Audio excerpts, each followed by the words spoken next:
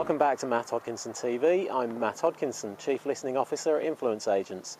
Today I want to talk about the power of communities, the power of people. And this comes off the back of a couple of interviews I did for the BBC yesterday on the subject of the recent riots across the UK. Now, we saw two sides of social media, two sides of society, two sides of people. And on a very extreme side, people using social media to collaborate and communicate with violence in mind and criminality. And we saw it in open networks via Twitter, we saw it in closed networks via BlackBerry Messenger. And listening becomes a very important part of the process of trying to understand what's going on. Now, if all of what happened in the UK riots played out on Twitter and other open networks, it would be a very easy job for the police and the authorities to find out what was going on. But with BlackBerry Messenger forming part of this whole process and seemingly being the tool of choice, with groups getting together and deciding where to act out their violence, it was very difficult for the police. And after the event, they can get access, and it may assist with achieving convictions and identifying the perpetrators. But what do we do in the minute, at the point of need? And that's the difficult point. I don't think there's really an answer to that just now.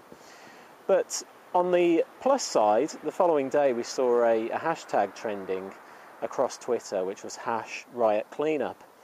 And this was the real good side of social media, and communities coming together with a very positive message, and that of getting together, showing a united front, and acting in a way that really restores your faith in humanity, I think, after the events of the nights before. I'm in Ealing today, which was one of the parts that was hardest hit by the violence. There's a number of shops just up the road that have been boarded up, having had windows smashed. One of the shops is completely burned out. It's a horrific sight and very saddening.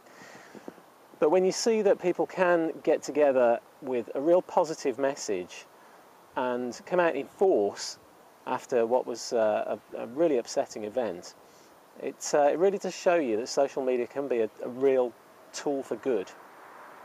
And it gets me thinking about how that can relate to us as individuals and us in the more commercial world as well. What's the message that you have at the core of everything you do that's causing you to engage with more and more people? Are you causing a big enough reaction? Do you have a strong enough message that people want to act upon? You don't have to go as extreme as getting hundreds of people out in the streets with their brooms, but what are you doing to cause the reaction that you want to achieve your goals and objectives for your social media activity? Something to ponder for today. Thanks for listening, and I'll see you in the next episode.